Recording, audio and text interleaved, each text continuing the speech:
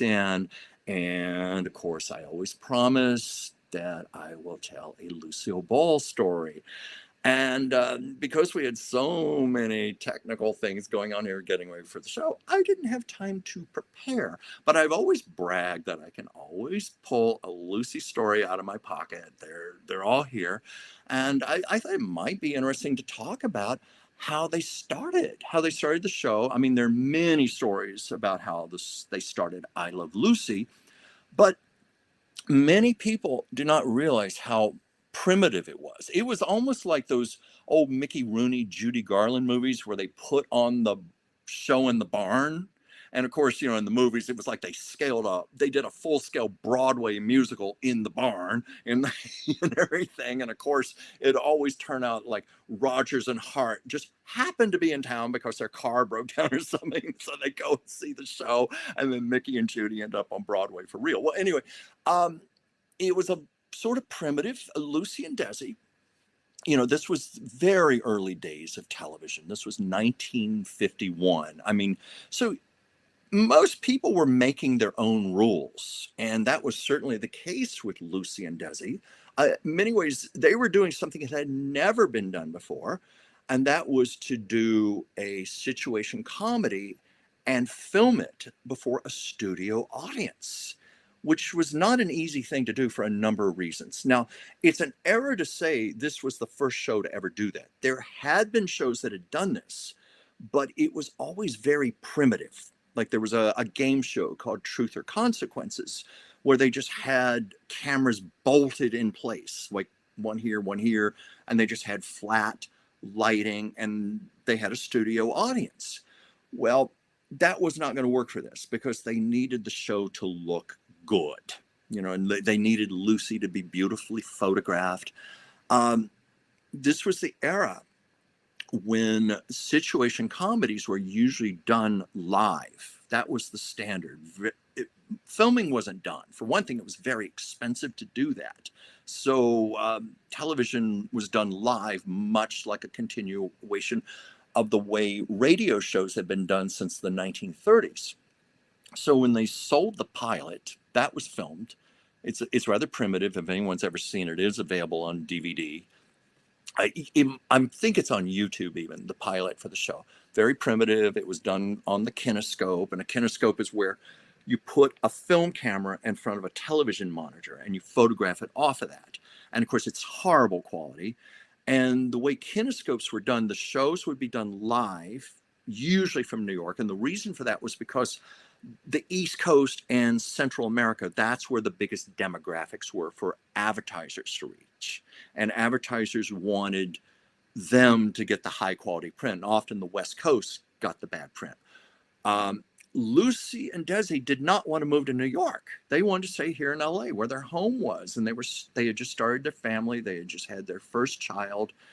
But that would have meant the West Coast would have got the quality show, and then the East Coast would have gotten a crappy kinescope. And CBS and their sponsor, Philip Morris Cigarettes, said, no way, that's just not going to happen. And they were in despair. And Lucy was ready to call the show off altogether. The reason they couldn't just do a straight film show was because Lucy was doing a live radio show called My Favorite Husband. And many of those shows still exist. I highly recommend them because it's kind of like the dress rehearsal for I Love Lucy, if you ever listen to the episodes. So that was done before a live studio audience. And everybody knew. Jess Oppenheimer, who was the head writer, the producer, he saw the difference. When Lucy was kind of lackluster, when she didn't have the audience, when the audience was there, it was magic. Because Lucy had a synergy with her audience. There was a chemistry. There was a love affair. It's like the audience and Lucy fed off of each other. It was undeniable that Lucy needed to work in front of an audience. That was decided early on. That was non-negotiable. So they had a big problem. Now, this is something I'm going to have to do in a separate show, maybe make a video about it, about the single camera process, because there's a lot of fallacies saying Desi Arnaz invented it. The truth is the single camera process was invented by several people, Desi being one of them, But in my opinion, the person who had the most to do with it was cinematographer Karl Freund. And he was an Oscar winning cinematographer, one of the great German cinematographers. Um, he had photographed Lucy in the movie Du Barry Was a Lady when she first came to MGM. And Lucy, out of naivete, when they were just going through their checklist or how they were going to put the show together, she said, "Oh, I wish I could get Karl Freund. He made me look so pretty." That was it. He made me look so pretty. Could we get Karl Freund? And of course, when they approached Karl Freund, it was like, F off. I'm an Oscar winning cinematographer. You want me to work for scale on a black and white television show? He basically said, go to hell. But then, well, another thing, yeah, forgive me here. He said, first of all, you got to understand that's impossible. You can't do this because if you know anything about filmmaking, with the single camera, you set your lights up for each shot, and to light the actor and make them look all beautiful and everything. And you have to do that for each shot. Otherwise, your shots are not going to match. And that was when it's all edited together. And that was Karl Freund's big argument. It's impossible to have multiple cameras. In this case, they were going to have 3 cameras. And in the beginning, they had 4 cameras. He said, you can't do it. You're not gonna be able to edit that footage together. He said, go away. Well, anyway, it was like a day or 2 later, Karl Freund called Desi and said, you know what? I love the challenge. He was intrigued by the challenge. And the reason I think Karl Freund had the most to do with creating the single camera sitcom was because he invented a lighting system, an overhead lighting system, but with lights on the floor to the sides. It was quite ingenious. And he also invented the process of putting the cameras on dollies with wheels so they could be moved around and they could be choreographed. And it literally, you were choreographing these cameras. The people who were photographing the show had to do almost as much rehearsal as the actors did. While they were on stage rehearsing, this all had to be worked out and all the marks and everything and getting everything focused. So Karl Freund agreed to do this little black and white show for scale salary.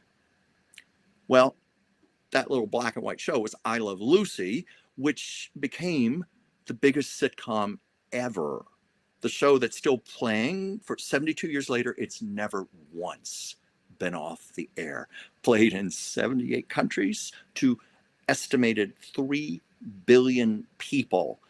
It still, to this day, makes $20 million a year in revenue for CBS. It's enormous. I think for all of Karl Freund's motion picture achievements, including the Oscar he won for The Good Earth in 1936, I Love Lucy is going to be his greatest achievement, because that single camera process he created with the lighting and the cameras is being used to this very day with very little variation.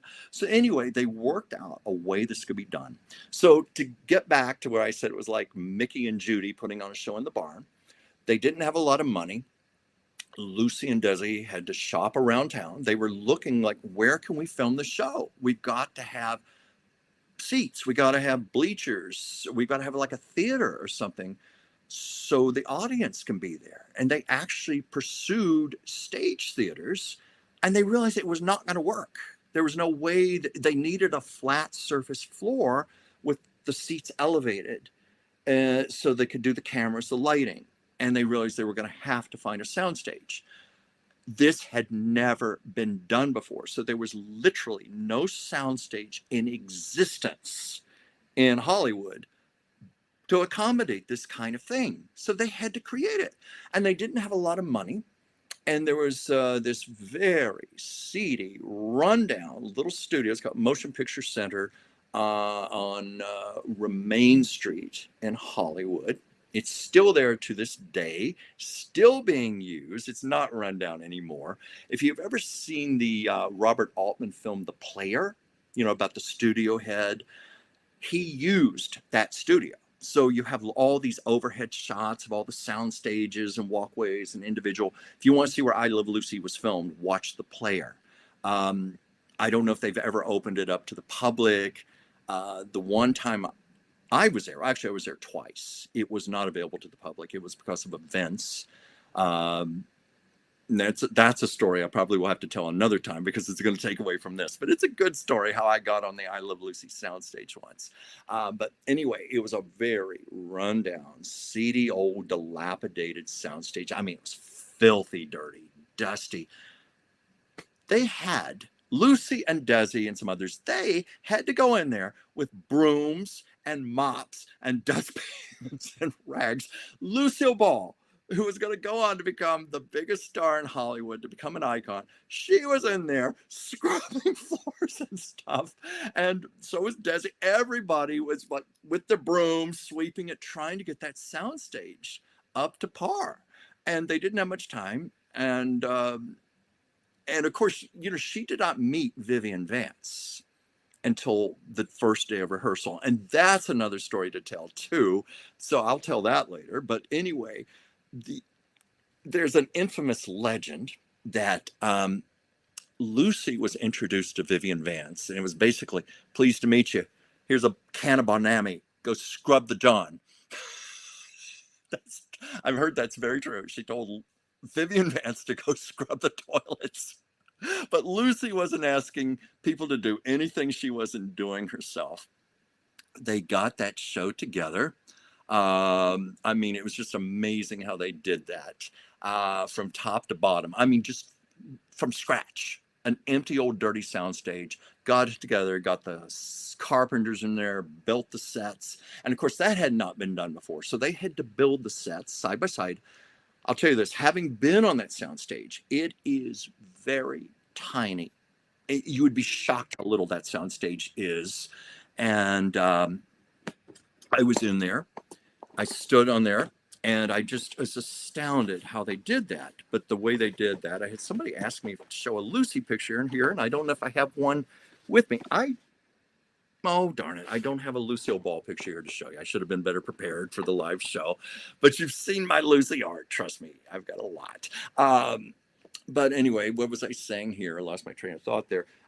They were getting that soundstage together from scratch. They built the sets. That's what I was saying. Yeah, they had to build them side by side. But the soundstage was so tiny, the Tropicana nightclub set had to be built to the side diagonally. And they had to shoot it sideways. That was the only way they could get the 3 sets in there. That's one of the reasons that 2 years later they moved to a much bigger soundstage, and that's where they did the show for the remaining run. But this was just itty bitty little place. So they had the soundstages. Karl Freund, literally right up to filming, was still adjusting light bulbs and filters and stuff, trying to get things in place. It was just pandemonium. And of course, they had to rehearse the show, and because, they weren't thinking about the fact you can stop the camera and you can go do your costume changes and stuff. You can do set changes. They had it in their head, and I think it was because they were so budget conscious that they had to film quickly, because if you know anything about Hollywood film production, it's very expensive. They didn't have a lot of money. So they wanted to shoot that show, which was something like 26 minutes, 27 minutes, counting time for commercials. They shot it straight through. So if you watch that first episode, Lucy looks kind of chunky. It's because she's got her costumes on. She just took one off after the other. In the beginning, she's wearing a bathrobe, and then she has to strip down. That's what she did. She just they didn't break for her to even change costumes. The only breaks they would take was like a few moments just to put more film in the cameras, because cameras can only hold about 10 minutes of film, at least those in that day. So they shot the show straight through. Had all kinds of technical problems. I think they were having sound issues, which they discovered in post-production. And also it was a big thing because this had never been done before, where you had 4 cameras worth of film, filming the same thing. You had a close-up, you had a long shot, you had your side angles. Later, they reduced it to 3 cameras. Hence you hear the term 3-camera sitcom. But they had that fourth camera because they just frankly didn't know what they were doing and they were learning as they went. So it was just a nightmare for the film editor having, one editor and just having to watch all that stuff, trying to figure out how to put it together. So they had to invent something called the four-headed monster. It was a machine where you could load 4 rolls of film and watch it simultaneously. I mean, to editing today, my God, it's so easy now. I mean, with iMovie and stuff, we all do it. We can edit, we can shoot something, we can shoot a movie on our iPhone now and edit it. But in those days, you had to actually take a razor blade, you had to actually cut the film, you had to glue it back together. That's the way editing was done back then. So it was just a logistical nightmare in the beginning, but they got that down. So that's how I Love Lucy started. I have a video I just posted the other day because it's what we're hoping is going to be the tail end of the SAG after strike. We don't know. But anyway, I had shot some things a few weeks ago, hence putting things in the cans. I'd have some extra stuff. And I had not loaded 3 videos where I talked about Lucy and Desi. Because Lucy and Desi, right from the beginning, their studio was Desi Lou in the beginning, a tiny little nothing studio. And by the late 50s, they were literally the most powerful film studio in all of Hollywood. They had become bigger than MGM, Paramount, Universal, Warner Brothers. It was just an amazing story, what they did in a matter of years. The empire that Lucy and Desi built. But in the beginning, there was just a nothing little studio, and they were just doing it on a lark. They didn't know I Love Lucy was going to become this American institution and the greatest show of all time. They were just doing it because, frankly, they wanted to save their marriage. Lucy and Desi. Desi was on the road all the time with his band. Lucy was in Hollywood making movies. They wanted something where they could work together, stay home, raise a family. And that truthfully was the reason for I Love Lucy. And Lucy said, well, I thought we'd do it for a year or so. And then we'd take all the films and we'd have home movies to show the children. Can you imagine that? So I just thought I'd talk about I Love Lucy.